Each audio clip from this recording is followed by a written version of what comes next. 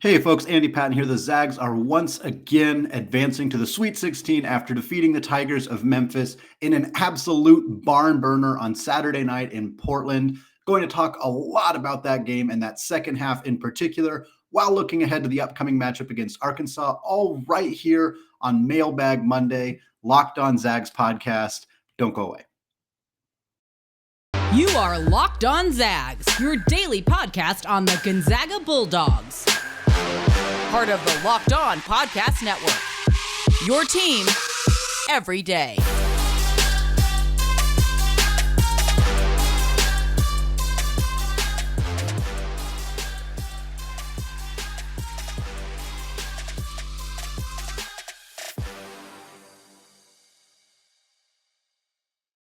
What is going on, y'all? Welcome to the Locked On Zags podcast, part of the Locked On Podcast Network, your team every day. I'm your host and longtime Gonzaga podcaster, Andy Patton, here to take you through another March Madness. Once again, the Zags are in the Sweet 16. This episode of Locked On Zags is brought to you by Stat Hero. Stat Hero is reshaping the way you play fantasy sports. Dozens of house-based games to play daily. No sharks, no funky props, just your skill versus the lineups you choose. Sign up today at stathero.com/lockedon. I want to thank all of you who continue to make this podcast your first listen every day. Some of you have been listening for years and years. Some of you are much, much newer to the show. Either way, I, of course, appreciate you taking time out of your day to listen to the show. I also appreciate those of you who have checked the show out on YouTube. We are very close to hitting our goal of 500 subscribers before the end of the season. We're running up on the end of things, down to 16 teams left. So if you have yet to hit that subscribe button on YouTube, just go to youtube.com, search Locked On Zags, find that big orange button, hit subscribe. Would seriously appreciate all of the support. Today is Mailbag Monday, of course, off after the Zags defeated the Memphis Tigers on Saturday night in Portland, Oregon, one of the most electric basketball games of the NCAA tournament, certainly one of the most intense atmospheres I have been at individually. I know many people listening to the show were at that game as well. It was a absolutely crazy environment. Obviously, an unfortunate first half that resulted in a fantastic comeback for the Zags in the second half. We're going to talk a ton about that game in the first segment here. Just full disclosure, I got a ton of questions this week for Mailbag Monday. I appreciate every single question, and I do intend to answer every single one of them. Some of these will spill over into Tuesday's show. So if you asked a question you did not see or hear it get answered in this show, rest assured it will be answered in Tuesday's episode. We're going to start here with the first question of the show from 8206 on Twitter, who says, galvanizing performance that will help us later on, alarm bells and warning signs, or a bit of both? I like starting with this question because, as you could probably guess, for those of you who have listened to the show for a long time, I'm going to say a bit of both. I am going to say that I'm leaning more towards this being the kind of win that will help Gonzaga ultimately, rather than the kind of win that exposes their flaws. We knew going into this game what Memphis, the abilities that Memphis had that could give Gonzaga trouble. And those things showed up. Memphis also did not have some of the flaws that we expected them to have. One of the biggest things that I talked about on this show that a lot of people expected to be a factor in this game was Memphis turning the basketball over. They did an incredible job. Hats off to Penny Hardaway and their team for keeping care of the basketball. That did not end up being a factor at all in this game. And yet Gonzaga withstood their physicality, withstood their athleticism, and kept them at bay throughout the game. This to me was an overall very positive performance. It was not a fun first half. I'm aware of that. It was a very, very challenging first half to go into it down by double digits. But for them to respond to that, make adjustments at halftime, still secure victory. They not only did they come back, take the lead, and suck all of the momentum out of Memphis's team, Memphis still responded to that, never let Gonzaga build a big lead, and was within striking distance until the final seconds. Gonzaga has not been in a lot of games like that. Last year's team, which went all the way to the championship before getting steamrolled by Baylor, they were not in games like that. This year's team has already endured that, not only in the regular season with a handful of losses and a handful of close wins, but here in the NCAA tournament as well. They likely will have more close games coming ahead. Arkansas is a tough matchup. They're going to play either Texas Tech or Duke after that, and then they're going to get into the Final Four if they continue to win. None of those are going to be easy games. So having the ability to withstand athleticism, withstand adversity at all and battle through close games and secure victory, it's hard not to see that being a positive thing for this team. Next question comes from Christian. Christian says, this has already been a different tournament for the Zags in comparison to last season. What are your thoughts on the differences? Could being tested as the Zags were in the Memphis game prove valuable? Yeah, so I just kind of touched on this already, but I'll kind of go over it again. Yeah, Memphis, for starters, talent-wise, is better than a 9 seed. I don't think that they were necessarily underseeded. They underperformed throughout the regular season, and so I think a 9 seed was actually fairly reasonable, but talent-wise, with Duren, with a healthy Amoni Bates, with DeAndre Williams playing the way he's been playing, this team is probably like a 3 seed talent-wise. I think a lot of people would tell you that who watched college basketball this year as well. So this was a good test for Gonzaga to have to endure playing a good, challenging, physical team early in the tournament. You're right. This didn't really happen last year. The Zags, they didn't steamroll everybody. Obviously, the UCLA game was a tremendous challenge, but early in the tournament for Gonzaga was not as big of an issue as it was there this year, or has been so far this year.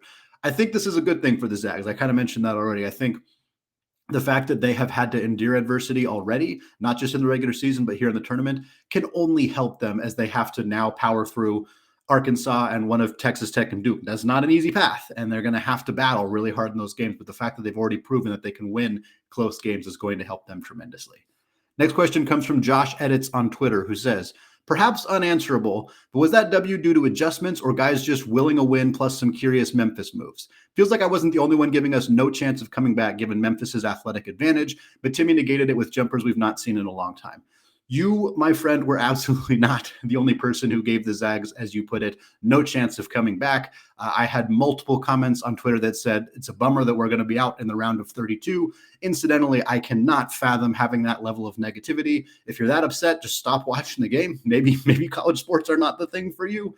And I know it's hard. I know it's hard to watch the team not doing well, but you got to keep the faith. Obviously, it was Memphis played the best half they've played this entire season, and it was barely a 10-point game. Drew Timme erased their deficit in 4 minutes at the start of the second half. I'm not going to tell you that I thought that was going to happen, but Memphis had not played that well throughout the majority of the season. They were up 19 at halftime against Boise State. Boise State came back within 5.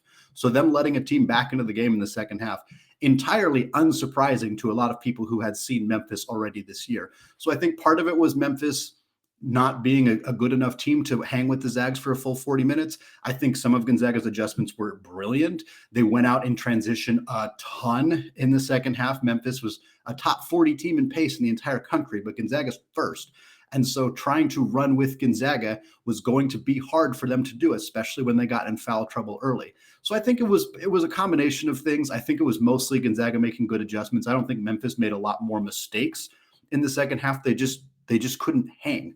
I don't think that Memphis even had this huge athletic advantage. They got a lot of athletes on their team, do not get me wrong, but people tend to undersell the athleticism and the talent of a lot of Gonzaga's players. And it's frustrating when I see fans throughout the year argue with people who parrot these kind of overblown and oversaid narratives about Gonzaga, like they're not athletic enough, they're not physical enough, their conference doesn't challenge them.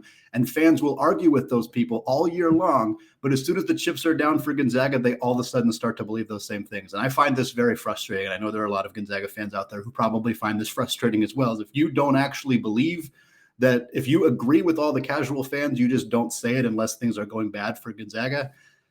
I don't know what to tell you, because this team clearly proved they can handle a team that's as athletic as Memphis. They proved that the physicality is not going to cost them any victories. And hopefully it's going to make them even better as they continue to go through the NCAA tournament. Next question, another one from Christian. Christian says, I hate bringing this one up, but you will get it multiple times. The Zags in the first half were -8 in 2 games. In the second half, they were +33 in the first 2 games. The halftime adjustments have been impressive, but my fingernails and my Zen state are dwindling. Yeah, so I think a part of this is that the teams Gonzaga was playing, Georgia State and Memphis, had nothing to lose in terms of how they prepared for Gonzaga. They were the severely lower seeded than Gonzaga. Their season was on the line. Gonzaga could go into those games basically expecting to do what they do. There was no reason for Mark Few and the staff to go into those games trying to do anything differently than what they've done all year long. For Memphis and Georgia State, it was worth the opportunity to try something new, try something different. So they watch film and they watch what Gonzaga's done all season long. And Gonzaga comes out and pretty much does that. Whereas Memphis and Georgia State, they tried different things, and it took Gonzaga by surprise. It caught them off guard. In the first half of the Memphis game, a lot of people wanted to point to Drew Timme struggling, and he only got 3 shot attempts. And the reason for that was not that he was incapable of getting it's not that he was struggling to make shots. It's that Memphis was taking away the passing lanes to get him the basketball. Gonzaga made an adjustment in the second half. They got Drew Timme the basketball 5 or 6 times on the first 5 or 6 possessions. He scored 11 points. That was pretty much ball game. So they made an adjustment. That's what they needed to be able to do. Mark Fuke, it's hard to make in-game adjustments without a break to actually talk about them at halftime like they did. So I think a lot of it is just these teams hitting Gonzaga with very different looks than what the Zags were expecting to see on film. It's frustrating to see the Zags get outscored by 8 points in the first 2 halves of their first 2 games in the NCAA tournament, but obviously the fact that they are 2-0 is all that really matters. Next question comes from Larry via Gmail. Larry says, we've seen it more than once. So goes Nembhard, so goes the Zags. He did it again. What a player. Of course, Timme has morphed into a dynamo for one half of each game. What's up with that? Yeah, this is basically kind of just an extension of the previous question. Again, Drew Timme went 1 for 3 in the first half against Memphis. He did not go 1 for 8. He did not go 0 for 6 or whatever it was against San Francisco in the first game they played this year. He went 1 for 3. I'm not going to say it's a good half. I'm not pretending that it was a good half, but Andrew Nembhard, who had a phenomenal game, as you mentioned, had 1 assist in the first half.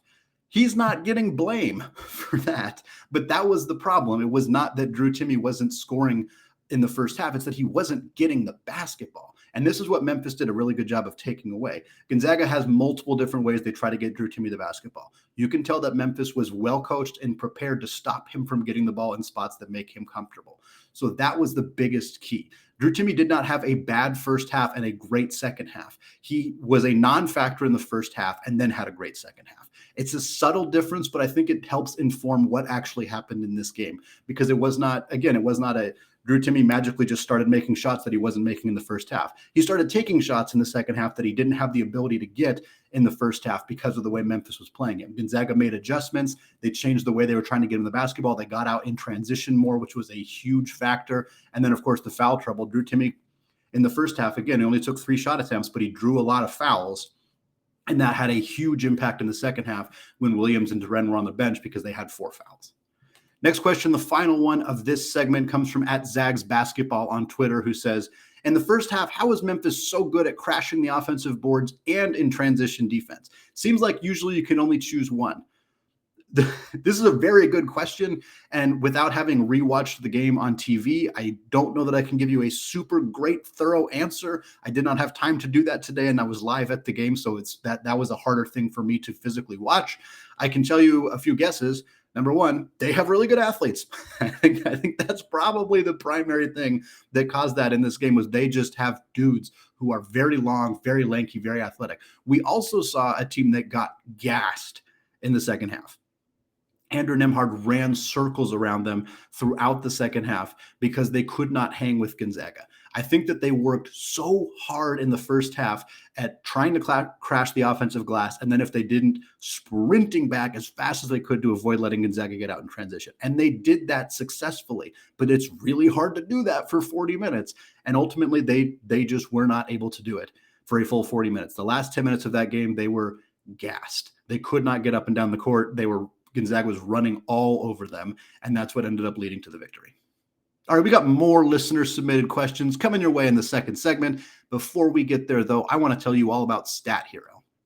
Stat Hero's NCAA single-game pick'ems pits the star players against each other in an amazing hybrid between fantasy and sports gambling. Take control back from those handicappers that always seem to have the advantage. Start focusing on the players you know best with a gameplay that doesn't rely on big spreads, long odds, or funky props. Stat Hero gives you the advantage, resulting in their gamers winning 4 times more often. Why? Because Stat Hero eliminates the mystery about who or what you are going up against. In addition to their pick'em games, they also have dozens of lineups you can comb through to take on head-to-head. They simply post sets of players for you to take on with a set of players you choose. Stat Hero is the easiest and fastest way to get your sports action fix. The simple, sleek gameplay will have you playing in minutes. This is what daily fantasy was meant to be. Sign up for free right now at stathero.com/lockedon and use promo code LOCKEDON for a 100% deposit match. That's stathero.com/lockedon. Use promo code LOCKEDON for a 100% match.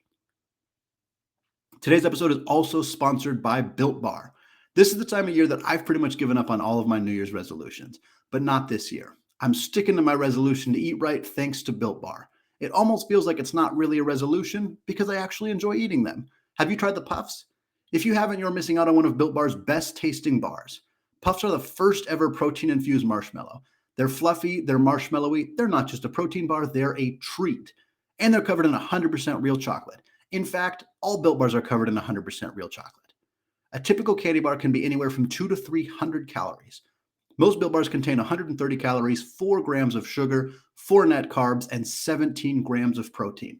They have mint brownie, coconut, coconut almond, and new for this month, white chocolate cookies and cream. They are all delicious and new flavors are coming out all the time. Go to Built.com, use promo code LOCKED15, and you will get 15% off your order. That's promo code LOCKED15 for 15% off at Built.com. All right, segment 2, still Andy Patton, still locked on Zags, still answering listener-submitted questions all episode long for Mailbag Monday. The second segment is mostly the Chet Holmgren segment. This first question comes from Drew Timme's Stash on Twitter. It simply says, Chet's non-paint scoring, ?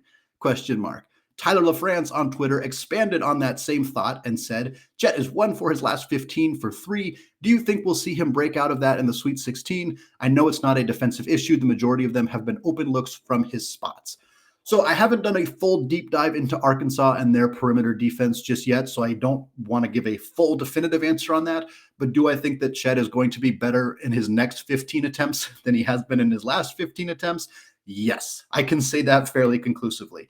I am guessing that while you mentioned it's not a defensive issue, and I think that that's probably accurate, but what I do think is causing part of this is he is being asked to do a lot more on defense. The big men that he has gone up against, even against Georgia State, but especially against Memphis in Duren and DeAndre Williams, are very, very good. And he has had to work very, very hard. Now, he has done an incredible job. He played great defense against Jalen Duren, the kind of defense that should solidify his spot at the top spot of the 2022 NBA draft. It's probably wearing him out. I think it's reasonable to expect that he is a little bit more fatigued going through games like that against high-level NBA caliber athletes than he is against some of the competition that he faced in the regular season. Is that directly contributing to him missing open shots? It's hard to say conclusively, but I don't think it's unreasonable to think that probably 1 for 15 is definitely just a slump. It's a slump. Like that is definitively what it is. It is likely not his talent level didn't fall off. This is not a Space Jam situation. It is just a slump. It is a slump that is probably caused by a full season fatigue from playing a long college basketball season, the first time in his career doing so, playing against the best competition of the season late in the year, and just simple slump type stuff.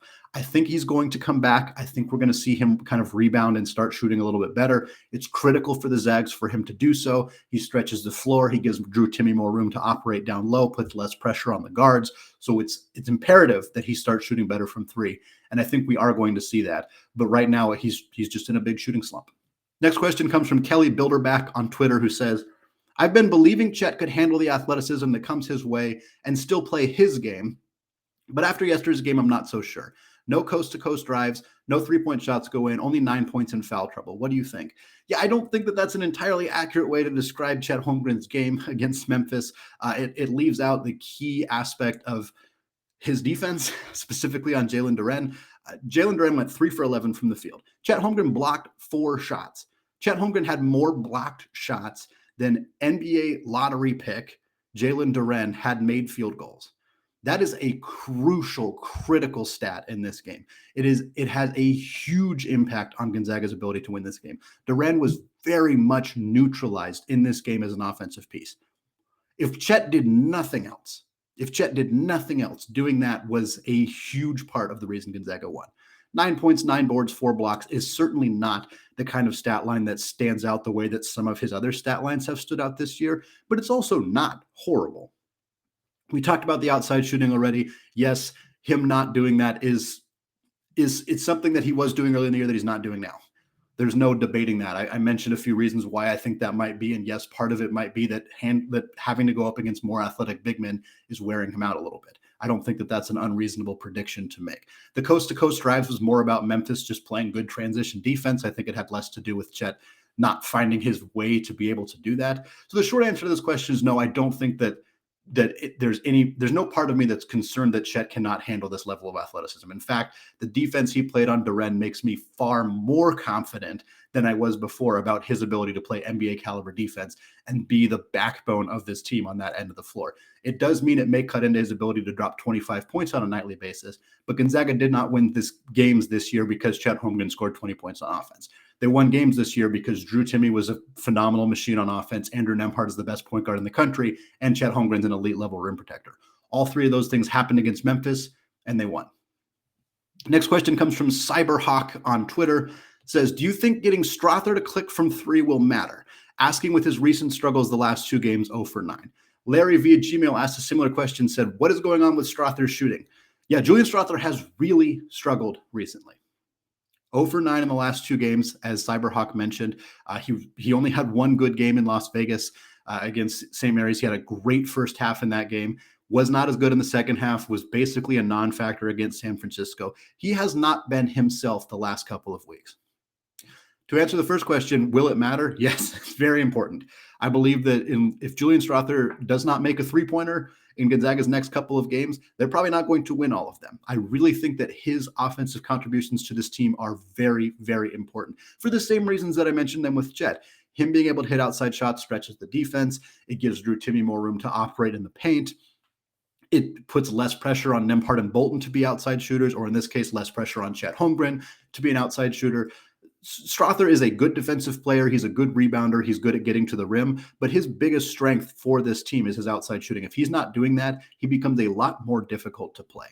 Next question, which is on that same vein, comes from Lothar King on Twitter, who says, biggest concern on Thursday, Chet's three-point shooting slump or Strawther's scoring slump, or are neither a concern? No, both are a concern. I will say that. Again, the Zags were able to win without either of those guys contributing from beyond the arc, which is a testament to Andrew Nembhard, to Drew Timme, to Rasir Bolton, who had a phenomenal game, 17 points on 6 of 9 shooting against Memphis. Really nice game from him. But I think the reason that I'm more concerned about Strawther is kind of what I just laid out. Chet could score 2 points in the game and impact the game monumentally because of what he does on the defensive end of the floor. If Julian Strawther scores 2 or less points in the game, it is very unlikely that he was a positive in other ways. Again, he's not a bad defensive player, but he is not a game-altering defensive player.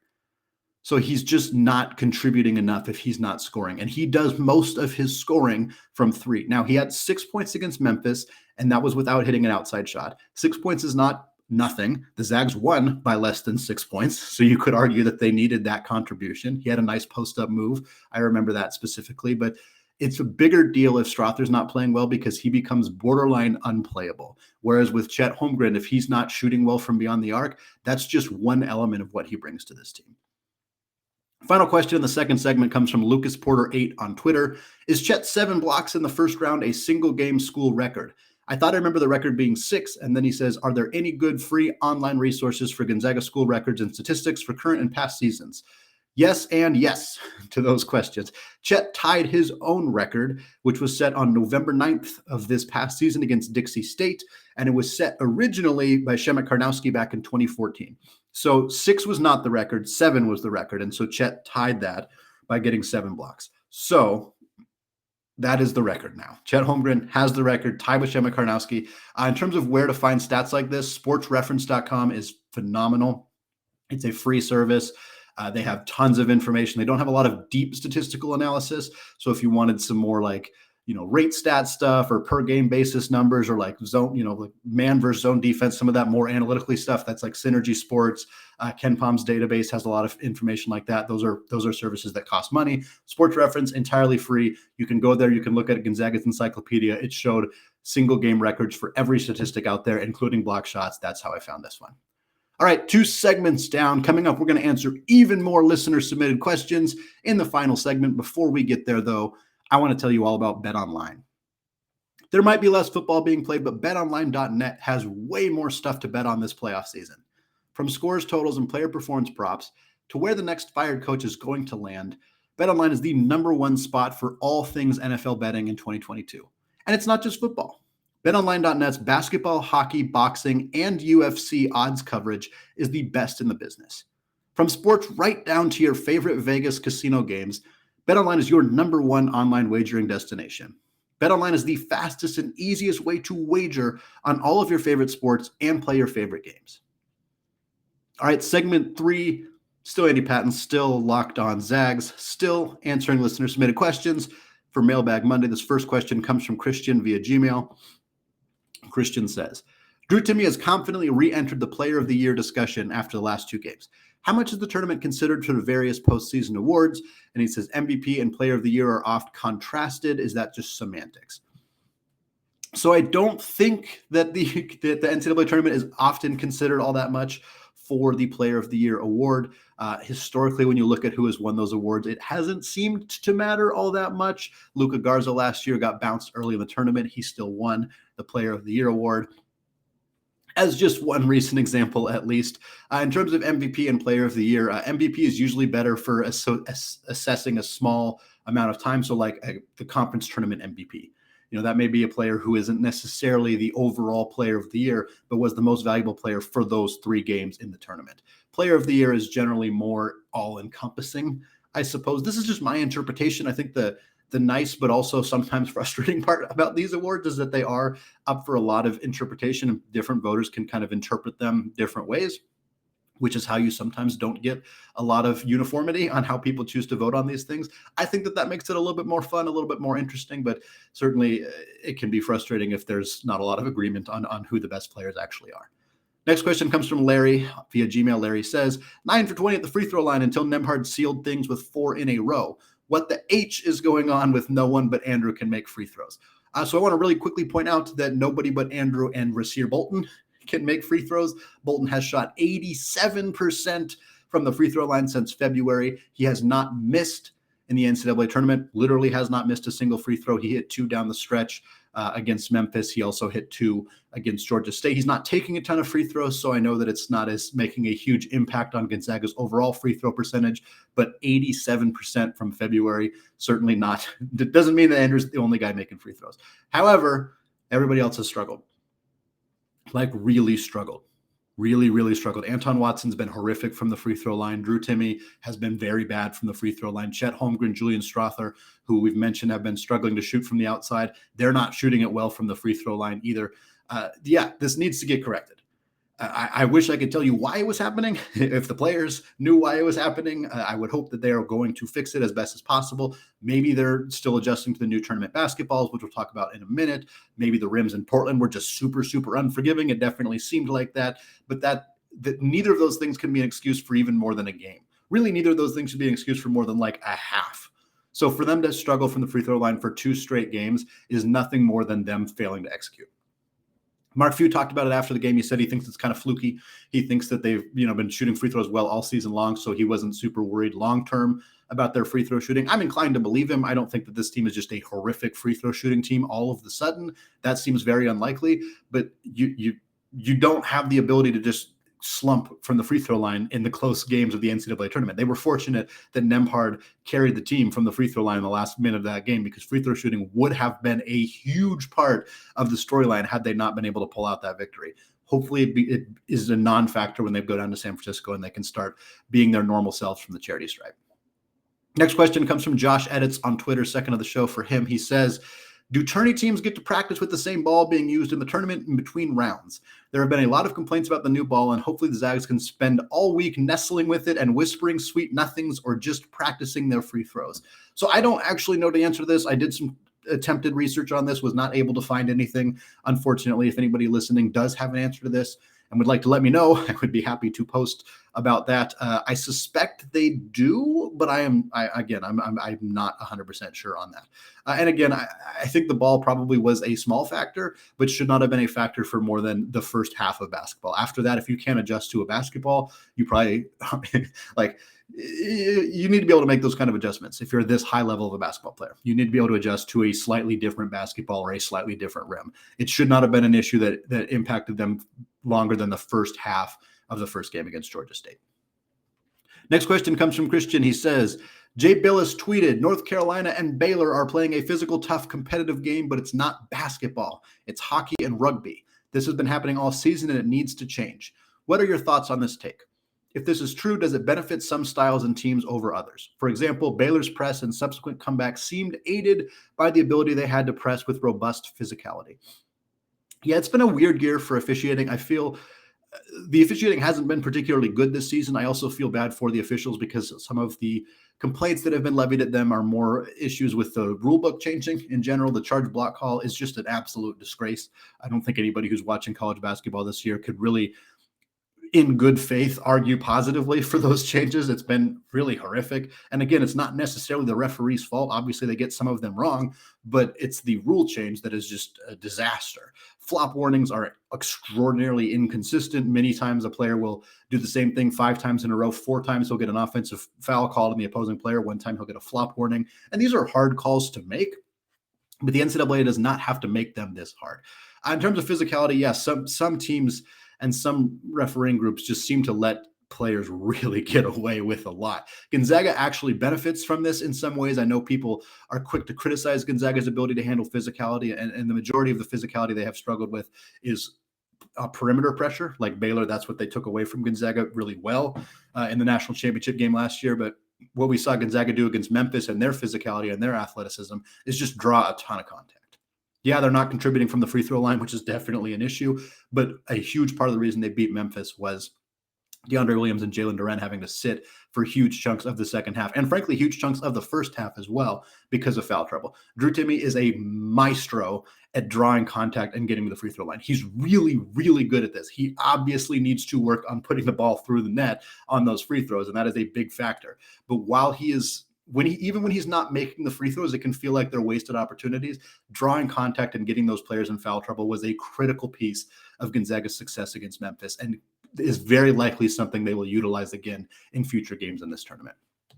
Final question of the show, another one from Christian. He says, the Lady Zags break down their tournament. Coach Fortier continues to get the Zags to play their best basketball when it matters most. Unfortunately, the Lady Zags season is over. They beat Nebraska in the 8-9 matchup by a score of 68-55. That was a great game for the Zags. Kaylee Trong had 20 points, 5 rebounds, and 4 assists, and Melody Kempton added 14 and 8.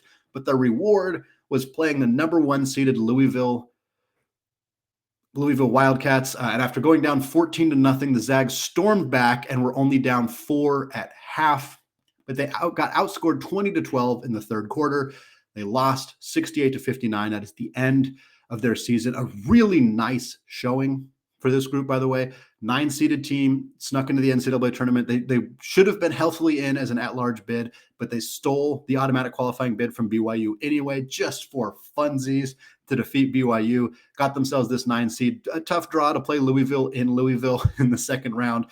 Proud of this team for going down 14-0, getting all the way back into the game, only losing by single digits. A nice game. Again, Trong had 14 and 4. She did have 6 turnovers. That was a huge part of the game. Louisville managed to turn them over quite a bit.